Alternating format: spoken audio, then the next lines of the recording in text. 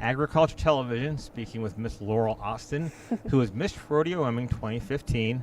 Laurel, you have traveled down to Las Vegas in December of last year for the Miss Rodeo America pageant. Now, when you were down there, give us a sense of what that was like to be in Las Vegas when Desiree Bridges was competing for Miss Rodeo America 2015. But give us a sense of what you were experiencing in Las Vegas. Well, what I experienced when I was down there, it was really good for me just to go watch the pageant, kind of get a feel for what I was going to have to do for this next year when I go to compete for Miss Rodeo America. But it was nice just to go there and cheer on Desiree and hope that she did her best too. Now, your title is Miss Rodeo Wyoming, but there's also a large component of Western heritage because you live out west, you live in Wyoming. So give us a sense of what Western heritage means to Miss Rodeo Wyoming. The first thing that came to mind when you actually asked me that is carrying around steamboat with me.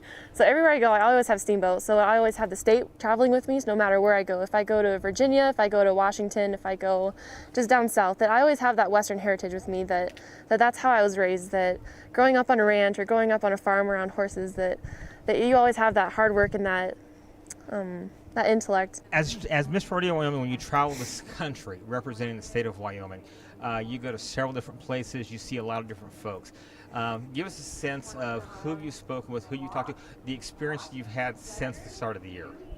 Well, being Miss Rodeo Wyoming, there's a lot of networking opportunities that come with this. So I've actually had an internship opportunity come up with Cargill through this. So just a simple airport conversation has led me to an internship opportunity with Cargill for next year when I go back to school. Just being Miss Rodeo Wyoming, you talk to so many people wherever you go, and whenever you're at rodeos, you meet the rodeo committee or you meet somebody who you're borrowing their horse from. So it's really incredible the different kinds of people you meet along the way. Well, so now you're not quite halfway through your year as Miss Rodeo Wyoming. What's been the one experience you'd really like to get out there and talk to people about? What's been the best experience you've had so far? The best experience that I had so far was just traveling, just being on the road, because I grew up in Laramie. I was born and raised. I went to elementary school, junior high, high school, college, so it's really nice for me to get out in the world and go see different things and go experience life a little bit more. Now, of course, come August of this year, you'll go through the pageant again and you will pass the crown on to the next young lady. For those young ladies that are considering getting into the pageant for this year, what is the best advice you can give them as they prepare to go for the title of Miss Rodeo Wyoming?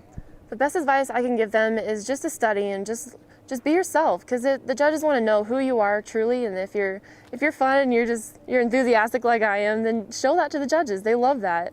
But all I can say is just study, practice your horsemanship, and find help if you need it. Don't be afraid to ask.